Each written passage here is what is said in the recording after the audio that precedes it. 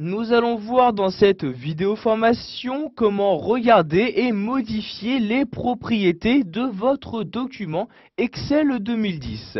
Donc tout d'abord, pour accéder aux propriétés de votre document, vous n'avez juste qu'à vous rendre en haut à gauche et cliquer ici sur le menu Fichier.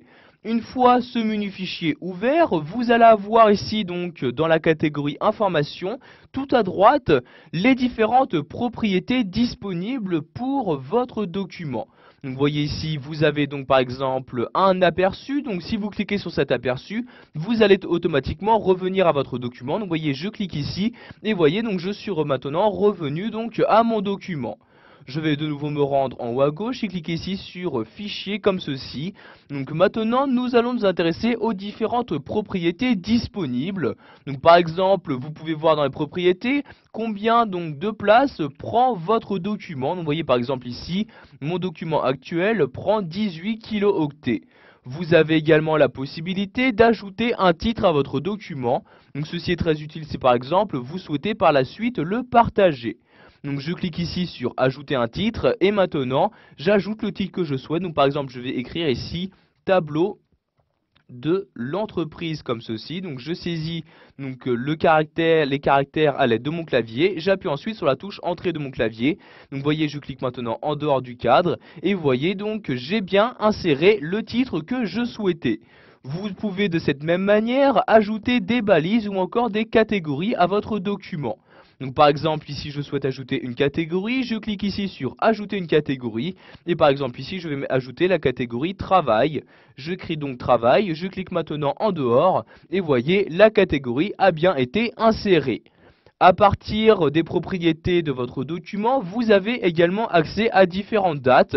Par exemple, la date de la dernière modification que vous avez apportée. Donc, vous voyez, vous laissez votre souris dessus et vous avez donc la date qui s'affiche. Donc, par exemple, ici, la dernière modification apportée à mon document date d'aujourd'hui à 12h01. De même, vous avez ici la date de création du document ou encore la date de la dernière fois que vous l'avez imprimé. Vous pouvez voir également dans les propriétés les personnes associées au document, c'est-à-dire les différents auteurs de celui-ci. Donc cette information est très utile si vous souhaitez partager votre document. Donc vous pourrez de cette manière ajouter les différents auteurs que vous souhaitez.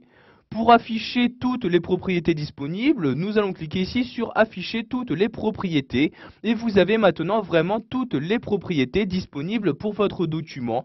Donc vous voyez par exemple ici dans cette partie là, nous avons par exemple la possibilité d'ajouter différents commentaires donc en dehors de nos cellules. Vous pouvez également ajouter donc différents objets, un répertoire web, etc., etc. Donc pour réafficher donc les propriétés classiques de votre document, vous recliquez ici sur afficher moins de propriétés. Pour revenir à mon document, je vais maintenant recliquer ici sur l'aperçu comme ceci et voyez, les propriétés ont maintenant disparu. Voilà, vous avez maintenant la possibilité d'utiliser et donc de personnaliser les propriétés de votre classe.